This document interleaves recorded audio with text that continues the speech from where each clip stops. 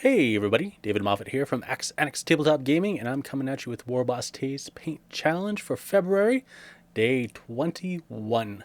I think I'll start off this video with the question, so let's go down below and roll on the chart.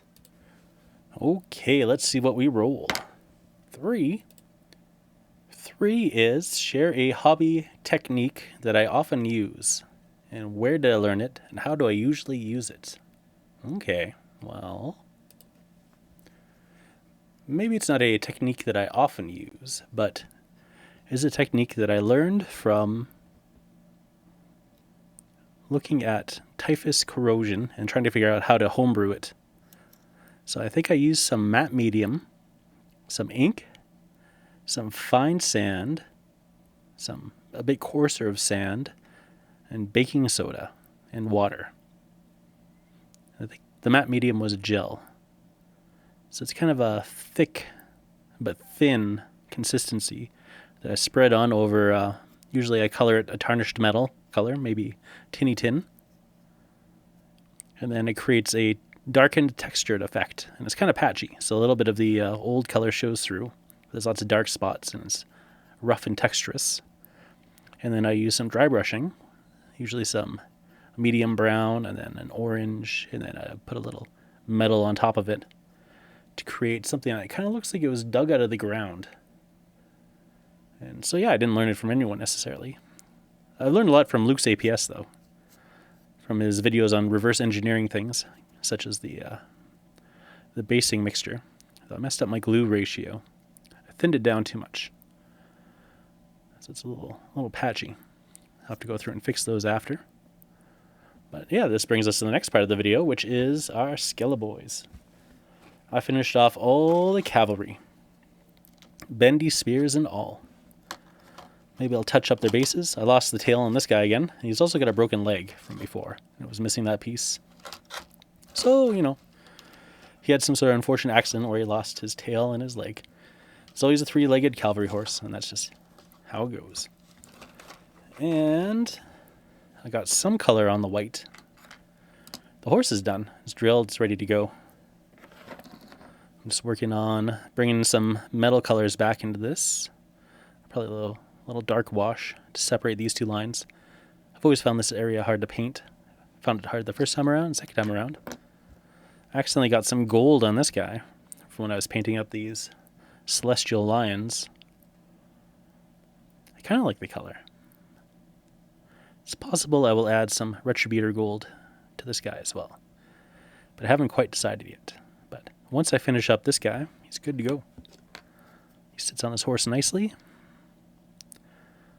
The first part that I drilled was in a good position, so I had to redo it. I had to cut down this nubbin a bit to get this to fit, which I think I will keep it forwards. And then once I finish up the shield, which is nearly done, I'm not sure what else I'm going to put on it, but maybe a little bit of a silver highlighting on the skull, and strap it to him. And I painted this silver. I think I'm going to put some jade green on top of it, give him a little jeweled effect, because whenever I have jewels on any of the undead so far, I've put jade green on this old Citadel jade green. So they'll have purple clothes, jade green gems on all the dudes. And yeah, maybe I'll weather up this scabbard a little. Highlight this little sword-handled Skelleboy thing. And then he will be wrapped up. It's kind of gray there too. I don't know how that happened. Pretty sure I painted that. I don't know. It happened somehow. So I've been a little distracted because I have a project coming up. So I want to get these guys finished. I'm just trying to speed paint through, but painting Space Marines is tedious. I don't know what it is. It just feels like they take forever. Maybe it's all the base coloring. I don't know. And then another project I have coming up is Oathmark, of course. But I'm getting very distracted with undead, and I keep getting more undead stuff. Nope, this isn't it. That's Lord of the Rings. This one. There we go. Keep getting more undead stuff sent my way. My friend gave me these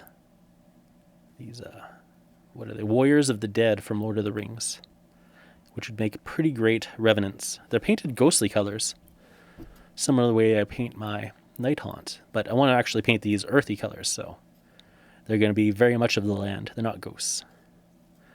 Some of these even do have feet. There's a little foot there.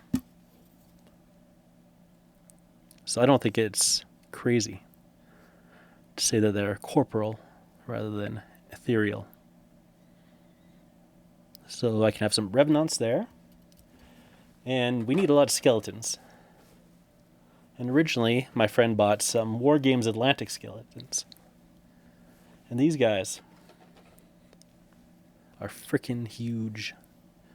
They're much bigger than what I'm going for with my Oathmark scale, which is more similar to the Lord of the Rings. So I'll show you in comparison. Like Legolas versus this skeleton. I mean, it's no comparison. This would be a giant in his land. Look at that head. You could crush him with a skull. So instead, I'm going to use these guys, the ones I've been given for Vanguard, Kings of War Vanguard. And we're going to trade off the rest of the inbuilt stuff for something else. I'll give you a comparison too. They actually fit in pretty good with the old skeletons. These guys would be found in the Tomb Kings kits or in the Undead kit like what I have. And they're not too far off. And they're still bigger, these guys are. Except for they don't have the lantern jaws. They have a tapered jaw for sure. But yeah, I mean, look at the size of that rib cage. It's even bigger than his rib cage, I'm pretty sure. This one is wearing armor, though. I don't know. They're pretty comparable, so they're good for a chunky fantasy. But if you want more of a slim fantasy look, these are not the way you want to go. Look at that. This guy could be this guy's skeleton. This guy's maybe a little taller. He does have the boots on, though. Yeah, this guy could definitely be an undead Chaos Warrior. So what we got coming our way is, first of all, we got these skeleton infantry from Oathmark. I'll pull one out here. And they have much more petite bodies. Here's one. In comparison, the feet aren't too off. And I lined up the arms. These arms versus these guys' arms. They're actually pretty close, too. If you did have spare arms left over from these kits, you could definitely use them on these guys. You just have to trim down the ball joint a bit, I think. And then it should fit just fine. But yeah, look at the rib cage difference. If you can see it. In the camera, I'm not looking at what the camera's looking at. Here we go. So, yeah, I think the back especially, you can see a pretty good difference. Much taller, much heftier.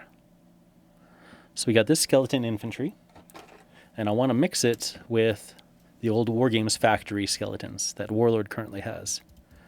So we got 30 of these guys and 90 of the War Games factory skeletons coming.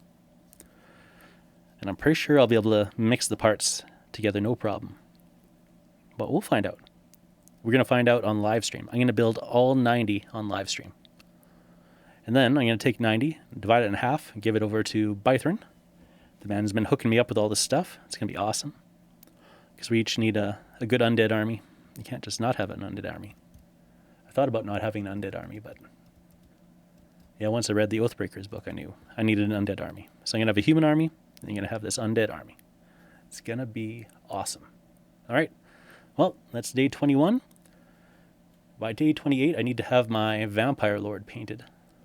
And I need to finish this guy off. So I assume, depending on how tonight goes, I might finish off this guy tonight. And then, if not tonight, then probably early tomorrow, and I'll start on the Vampire Lord. That gives me 1 week. So on my next video, you should see a completed Vampire Lord. And if you don't, then I have failed. All right, everyone. Thanks for watching. Bye.